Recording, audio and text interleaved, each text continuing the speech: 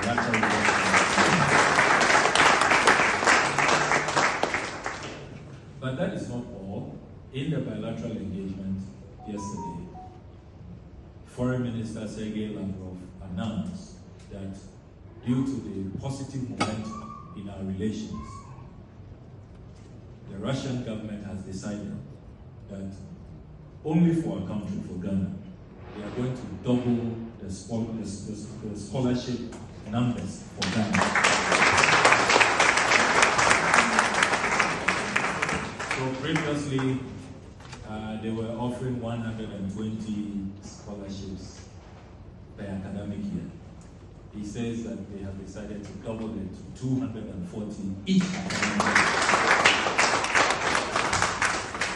And it's the highest number of scholarships that Ghana has received in recent years. And we are deeply grateful to the government led by President Vladimir Putin for a very positive response to our relations. That is not all. We have decided that we are going to finalize a number of agreements and make sure that those agreements are ratified by our parliament. Key amongst them, we want to deepen trade and investments. We have observed that we are not trading amongst ourselves as we should. Of course, there are sanctions on Russia, and it's important to acknowledge that fact.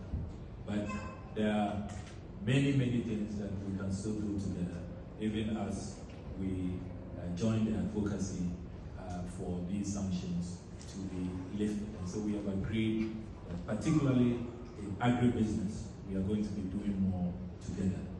We've also decided that in the energy sector, we need to bring to life a number of MOUs that we have signed. We signed the MOU on nuclear for positive purposes. We want to diversify our energy mix, and our target is that we should have about 700 megawatts of our power generation capacity from nuclear. We have the capacity. The Russians have helped us since the days of the Okudzeto Ablakwa, and before the coup, that infamous coup that derailed our progress on the 28th of February 1966, we had advanced with Russian scientists who were in Ghana helping us build the Ghana Atomic Agency. We have decided that we are going to revive all of that, and we are going to take full advantage of the Russian capacity when it comes to nuclear power production. You all know that they are one of the best in the world. We are going to work together. We are reviving the Rosatom agreement, and we are going to make sure that we develop that capacity. We cannot continue to rely on hydro. We cannot continue to rely on thermal power generation. It's very expensive, and if what is happening in the Strait of Hormuz and other places continues, it's really not reliable. And we want to make sure that we diversify. We have other capacity, wind, solar, nuclear. These are all options that we must pursue with scientific solutions, and that's what we are going to do. I'm also happy to announce to you that we have decided to collaborate strongly in security. So we are going to soon ratify. We've already signed a defense cooperation agreement, and we are going to soon ratify. Our two parliaments will ratify. And in that agreement, we are going to make sure that our region, which unfortunately has become the epicenter of global terror, the Sahel, we are going to work with the Russian government to neutralize those violent extremists, those terrorists, and ensure that our sub-region is safe. And fortunately, we have the collective support of all our neighbors, ECOWAS countries, the AES countries, Burkina Faso, Mali, Niger.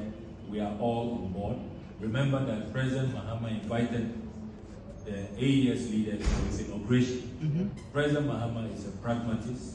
He believes that we cannot isolate our neighbors. God has brought us together. We speak the same language. But for Otto von Bismarck and his friends in the Berlin Conference of 1846, we were really the same people, and then they just divided us. And you know that that division is so haphazard, so ill thought through. I'm from the Volta region.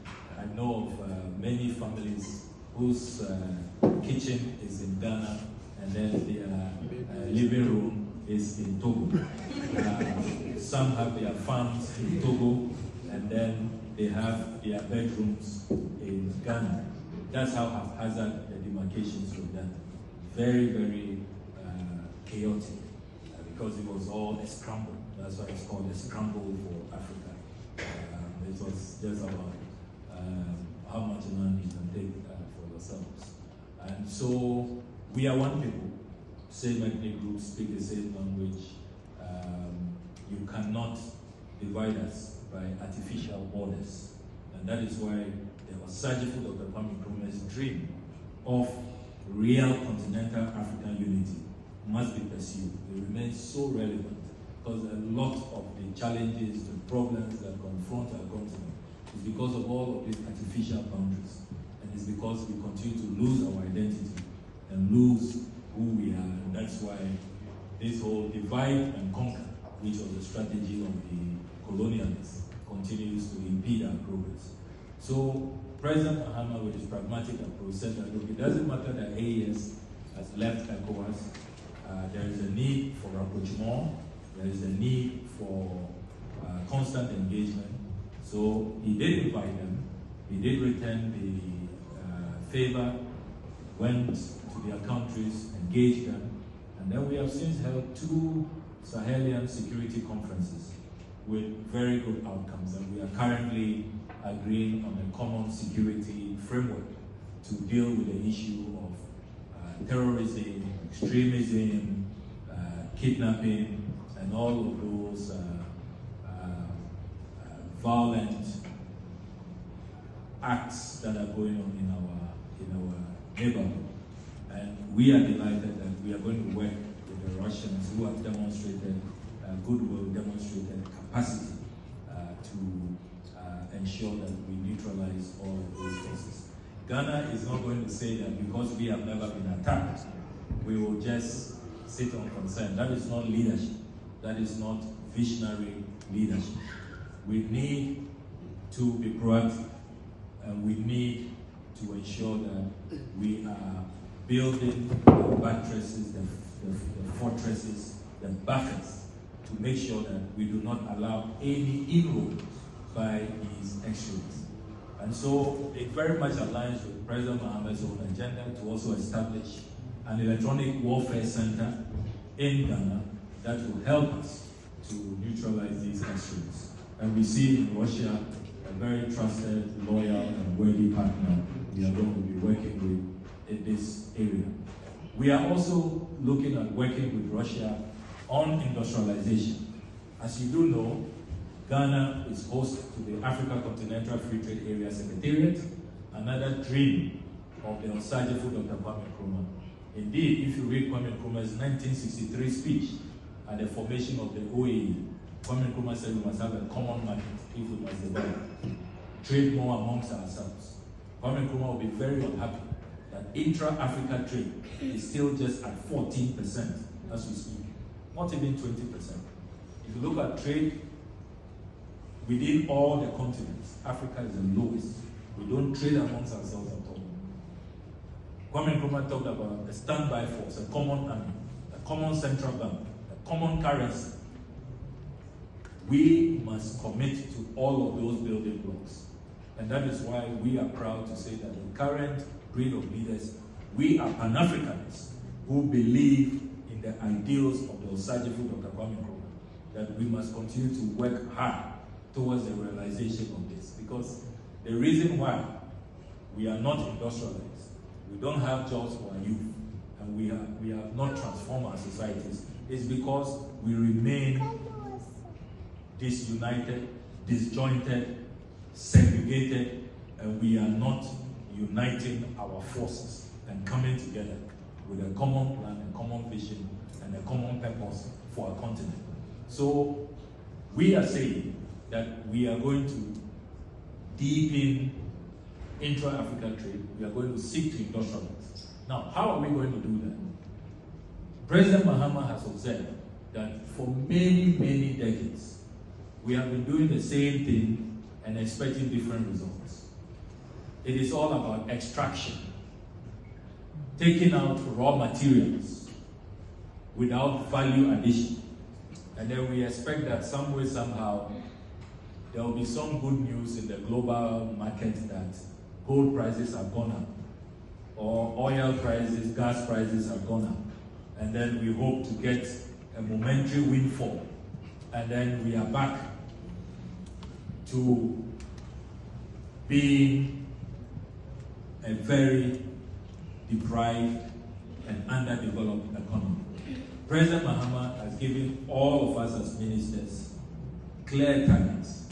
Ghana is no longer, by 2030, going to export raw materials out of our country. It's never going to happen again.